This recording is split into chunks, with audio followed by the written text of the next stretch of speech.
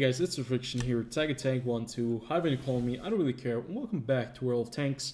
I didn't think I was going to be making another video this weekend, because obviously on Monday we're gonna have World of Tanks weekly again, but it turns out that Wargaming just released the Halloween 2020 guide and a video about the Mirny 13 Halloween event in detail. If you want to check out the video, it is in the description below, the link. You can go check it out, because obviously they're going to be explaining it a lot better than I am, because it is their game mode. But at the same time, I just want to cover like the important parts of this event, and I'm going to give you a little bit of my kind of views on the event afterwards, because this is just a preview. We haven't played it yet, we have not seen anything, we've just read this article, I've watched this video, and all in all, I'm quite interested in this event because it looks quite fascinating. It looks quite fun because it's very different from all the other Halloween events we have had so far, from the first initial kind of, presentation. And I'm very interested in the grinding aspect and in the rewards, because obviously with the Waffenträger there were loot boxes, and I can give out a warning and I can reassure you guys, there are no loot boxes in this Halloween event. There are only cosmetics and crew members that you can get as rewards, but that is still very interesting. So let's go right into it. So we have a lot of contents to cover in this video. I'm just going to look into the most important ones so that you have the most important information right at the start. The event will start on the 25th of October. That is next week, Sunday. No, actually that's this Sunday, excuse me. That's this Sunday. The video that I'm currently making is Friday today, so in 2 days we're gonna be able to play this mode, and it's going through until the Sunday, the November 8th. So that's about 2 weeks that you'll be able to play this game mode. And how do you get into this game mode? It's also going to be in the random battle event log on the top right next to the battle screen. You can just plop down and go into Mirny. And yeah, it's going to be a PvE game mode where you will be playing with a couple of other players. I think it's going to be with 4 other players, 5 tanks in total, against enemy bots. And these bots we have already covered in the World of Tanks weekly, but we can actually look at them again in just a second. So what does this game actually look like? Well, let's move down right here so you can actually see what this game is going to be all about. This game mode is going to feature the Ghost Town map, which has been renamed Mirny 13, which is kind of a little town with connections to oil refineries, I think, close by, and a military installation that they had somewhere, I think 20 miles off to the south or the east to the city. And the lore is that something has happened in this little town.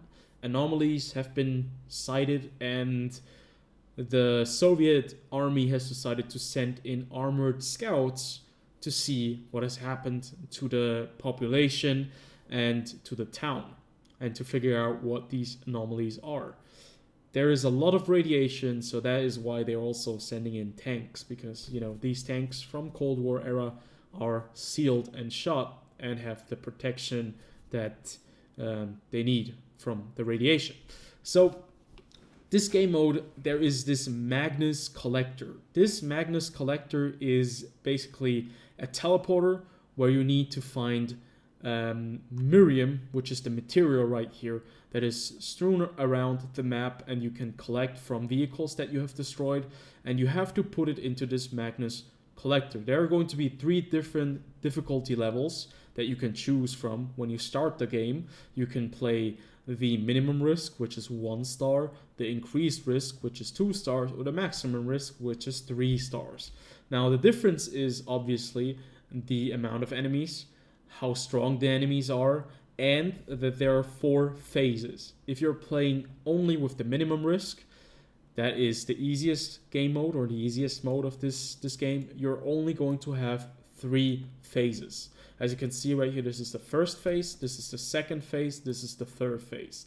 And what you can notice is that the Magnus Collector actually changes position.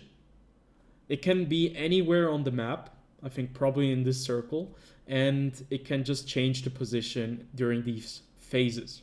And what's very interesting is that on the second phase, a very dangerous opponent is spawned on the map, and it's the Immortal Tank. This is the vehicle right down here that we talked about that you cannot hurt. You cannot do any damage to this vehicle. So the only real opportunity that you have is to run away from it and just to collect all the stuff, all the Miriam, to put it into the collector, because your main objective is to get out of this town, and you have to collect enough Miriam to get this Magnus Collector into its teleportation stage, and it will teleport you out.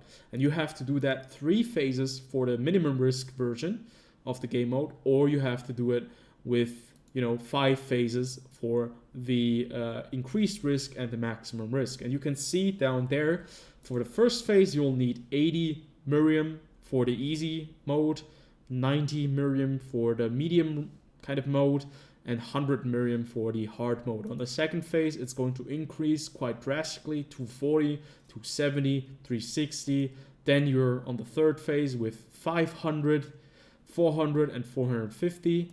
And on the fifth phase, or the fourth phase, in total, you'll need to get 600 Miriam in the end. Yeah, so these are like the more difficult kind of modes, and I think it's a nice thing that they add, like the easy mode and the medium mode and the heavy hard mode, because it gives the players kind of the choice of how they want to go through this event. If they really want to play this event and they like it, but it's somehow too difficult, they can just play the easy mode, but they obviously will not get as many rewards as the ones playing the maximum risk mode, but they'll obviously be failing a lot more than on the easy mode. So yeah, that makes a lot of sense. So these are basically the 3 different stages that you can choose. There is also the teleportation, and the phases basically mean that the game and the entire map changes. So in phase 2 and phase 3 and phase 4, your visibility gets decreased extremely. The enemies are a lot more dangerous, and obviously, as already mentioned, the Magnus Collector does switch around. Then you have these anomalies, and these anomalies are basically boosters that help you during this game, and they go through the different phases with you if you pick it up. You can collect these anomalies by destroying enemy vehicles, or they are dropped around the map, but I think it's mainly from destroyed vehicles, as I get it right there. And yeah, these anomalies are great to help you out in this game mode, and you can see you can get like the ceramic core, which gives you 20% more damage. That's pretty neat. The hot needle, plus 5% chance to set enemies on fire, and all of these anomalies are randomized, and they don't have to necessarily appear. They may appear. That's how they phrase it right here. So keep a lookout for them. They will help you a bunch, and they will stick with you through the different phases. So you don't have to look around, because you still have the same anomaly from phase 1 to phase 4 if you're playing the maximum or increased risk game mode. So then at the same time, there are also going to be 13 or probably more different kind of secrets hidden around the map, and you'll have to destroy the enemies. They'll drop them. And I think there's going to be a collection that you can complete, and there's probably going to be a medal or something like that. But I don't think that is the most important part. I think only the ones that are like super hardcore interested in the lore and in completing the entire mode will go for that. But other than that, yeah, just keep a lookout for weird drops that enemies do drop. So what are the enemies all about? Well, we are going to have different types of enemies. We're going to have the Hedgehog, as already mentioned, this is the one that explodes, that chases after you. A single shot is able to take it out. Then you're going to have the Rabbit. The Rabbit is a vehicle that only spots and tries to flee from you. It has a lot of Miriam, so the fast tanks should definitely go for this one. Then you have the Guards. The Guards are like the most... what do you call it? The most common enemy type. They're not too special, but they're like certain leader vehicles that do more damage. Then you have the Hunters that appear on the map just randomly. They can be coming in like groups of 3, and they will hunt anyone down. So they'll always know where you are. And then you have the Immortal, which you cannot really take care of. You just have to run away from this vehicle. And you have the Mosquito, which is basically a KV-2, a stationary vehicle that is not able to really drive anywhere since it's immobile, but it does a lot of damage. So, what are the rewards, or what can you get out of this mode? So, it's Halloween. People will probably want to get some great, cool-looking skins, and this time around, Wargaming have cooperated with Ito Masahari, which is, I'm sorry if I just slaughtered that name, which is basically the Silent Hill director, or yeah, he was the Silent Hill director for the first 3 Silent Hill games, so a horror game that is very well known. And you can see you can get a skin for the Panther 2, the E50, the E50M, and the Leopard 1. But this is very important. These 4 skins right here are skins that you'll have to pay for. These are not skins that you can unlock by playing the game mode. These are skins that cost you 4,000 gold each. And that is a lot, although they look super cool. I've seen these skins before because I think last year they wanted to have a Halloween mode, but they completely fucked it up and they weren't able to get it done. And this time around they actually have skins ready, and they're taking these skins that they have already kind of shown, I think, previously. And you have like the 4 German tanks, the Leo 1. I think my favorite is probably going to be the Leo 1 with the lights. It looks really cool, but they cost 4,000 gold, and that is a lot of gold for just, you know, a skin. So yeah, it's probably only worth for the people that really want it or have a lot of gold remaining from the yearly, you know, celebration loot box where you get like a lot of gold out of the yearly Christmas loot boxes. But unfortunately, I don't have that much gold anymore, so I will definitely not be picking up any of those skins. And to be fair, I'm not really that interested if they cost 4,000 gold. That's just too much for me. Then we're moving on. These special vehicles. These are the vehicles you'll be playing. You are going to be able to play 5 different vehicles with a catch. 2 of these vehicles you'll have to either pay 600 gold for to unlock them immediately, or you have to unlock them by completing certain objectives. And this is just a big problem that I just do not like with this game mode. That's something that I don't like with events, that Wargaming are trying to make them very grindy, and you know, to just give you the option to pick out just a bit of gold so that you can progress faster. That's for an event that just lasts about 2 weeks, not even 2 weeks. I'm talking about the Malachite and the Grenadier. The Malachite is a T-54 medium tank that has increased durability, accelerated repair of damaged modules, and the Grenadier is a T-49 high explosive 152mm howitzer auto reloader. And that is super cool because it's accurate and it's high explosive. And it's an auto reloader on a T-49. Who hasn't thought about that previously? And you have to actually get them by either paying gold, or you have to, you know, get them by purchasing special bundles or completing certain missions. And these are the missions right down here. I'm going to show you guys the missions that you have to complete to be able to get the Grenadier special tank. You'll need to deliver 9,000 Miriam items.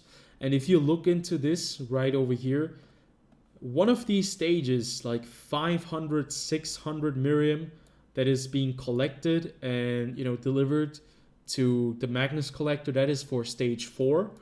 And basically, yeah, that is going to be quite a few games that you'll have to play until you're going to be able to basically, you know, unlock the Grenadier.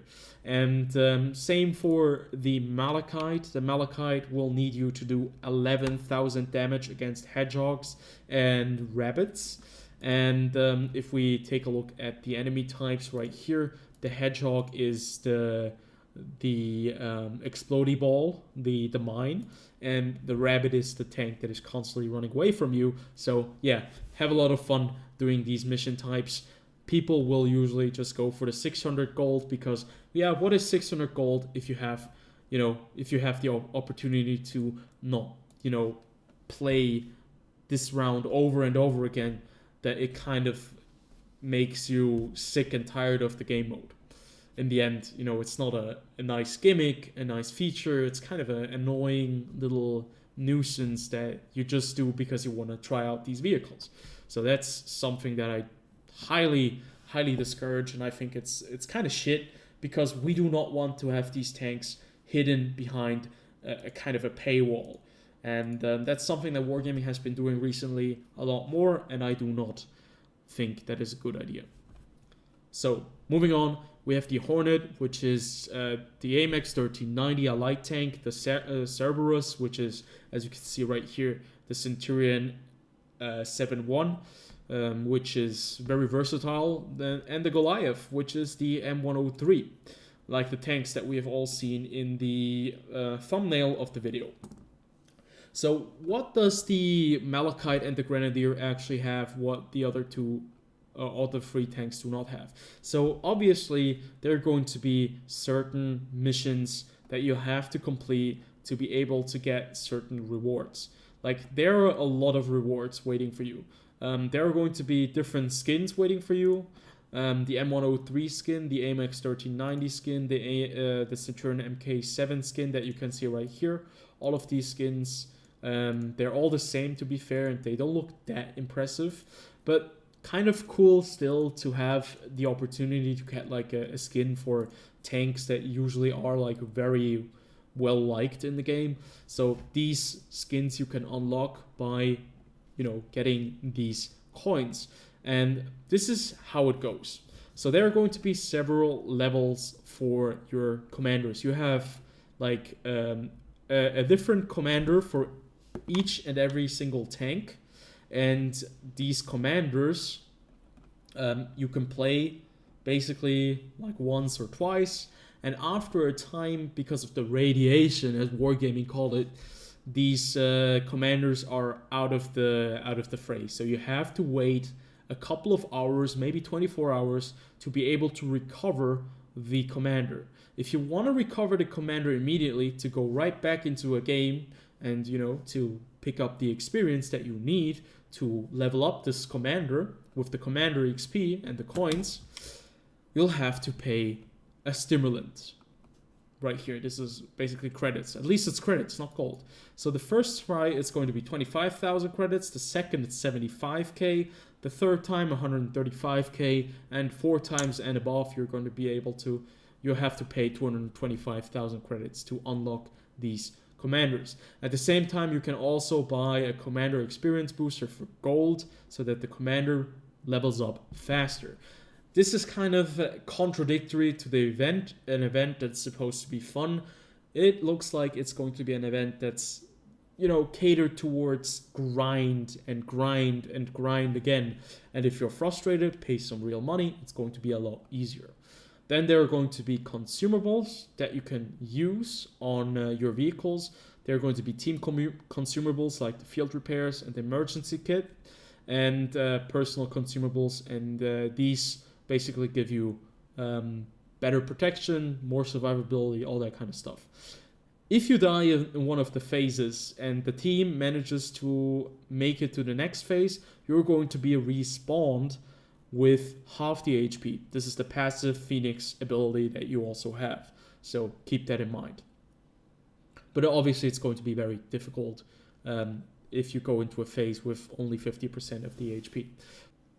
So this is how it's going to be working, this system. When you're playing the game and you finish at the end, all the Mirny that you have collected will be accounted for, and you'll get the Mirny in forms of coins. These coins go towards your Commander XP, and the Commander XP will, you know, it will go for a certain level. If you have reached a certain level, you'll get more coins with that vehicle. And you can see that the Malachite and the Grenadier actually do get more coins up to stage 5. You'll get 2 more coins than the other players. And that is the reason why they want you to pay gold, because you'll be unlocking the stuff quicker than the people that are playing the Hornet, or the Cerberus, or the Goliath. These coins you'll be needing eventually to get these 3D styles and to be able to unlock these 5 different crew members. These crew members, if you get them, will come with 3 different skills that you can assign to them. So that is kind of the hook right there. The hook is that, well, if you're playing a lot of this game mode, you can see that if you start with the Grenadier, the Malachite, you'll get more coins at the start, and thus you'll be able to get the different skins faster and the crew members faster than the other players that are playing the Goliath, the Cerberus, and the Hornet. And that is something that I do not like. I do not like that they're trying to split the player base once again to the players that are absolutely able to, you know, just rush through. I know it's a PvE event, but the problem is if they are kind of, you know, going through with these kind of events every single time, they're just going to hang off certain players at a certain stage, and you know, people will no longer play these events because they're just kind of cover-up stories for grind fests. In the end, you can unlock certain medals and badges, and yeah, that's basically all that we can expect. Damn, I should drink something. My throat feels really, really dry. So yeah. That is this entire game mode. We've covered a lot of stuff. This was a video that this video really has taken quite a bit of time. And yeah, I'll show you guys what it's like when it finally comes out on Sunday. I'll have some gameplay ready afterwards. And yeah, we can try it out. I hope you guys learned something. I hope you did enjoy this little preview. If you did, as always, comment, like, and subscribe, and I'll see you guys on the next one.